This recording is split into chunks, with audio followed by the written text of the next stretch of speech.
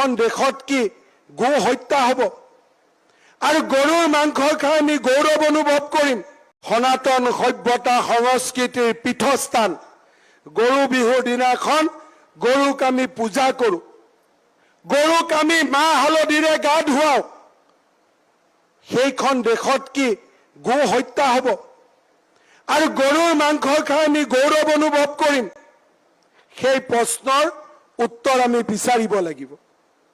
সভ্যতা সংস্কৃতিৰ যুঁজখনত আমি আগবাঢ়ি যাব লাগিব আৰু ভাৰতীয়ত্ব আৰু অসমৰ জাতি জনগোষ্ঠীৰ অধিকাৰ এই অসমখনত আমি প্ৰতিষ্ঠা কৰিব লাগিব। আৰু মোৰ অলপো সন্দেহ নাই যে আমি নিৰ্দিষ্ট লক্ষ্যত ওলাইছো আৰু সেই লক্ষ্যত উপনীত নোহোৱালৈ অবিৰাম কৰ্মসূচী চলি থাকিব। কোনে কি কৈছে তাক লৈ চোৱাৰ আমাৰ সময় নাই। আমি আমাৰ লক্ষ্য ঠিক কৰি লৈছো আৰু সেই লক্ষ্যত গৈ আমি থিয় হ'ব লাগিব।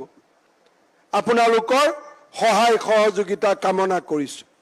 সনাতন সভ্যতা সংস্কৃতিৰ পীঠস্থান গৰু বিহুৰ দিনাখন গৰুক আমি পূজা কৰোঁ, গৰুক আমি মাহ হালধিৰে গা ধুৱাওঁ।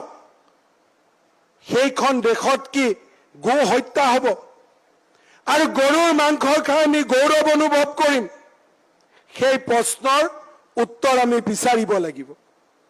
সভ্যতা সংস্কৃতিৰ যুঁজখনত আমি আগবাঢ়ি যাব লাগিব আৰু ভাৰতীয়ত্ব আৰু অসমৰ জাতি জনগোষ্ঠীৰ অধিকাৰ এই অসমখনত আমি প্ৰতিষ্ঠা কৰিব লাগিব। আৰু মোৰ অলপো সন্দেহ নাই যে আমি নিৰ্দিষ্ট লক্ষ্যত ওলাইছো আৰু সেই লক্ষ্যত উপনীত নোহোৱালৈ অবিৰাম কৰ্মসূচী চলি থাকিব। কোনে কি কৈছে তাক লৈ চোৱাৰ আমাৰ সময় নাই।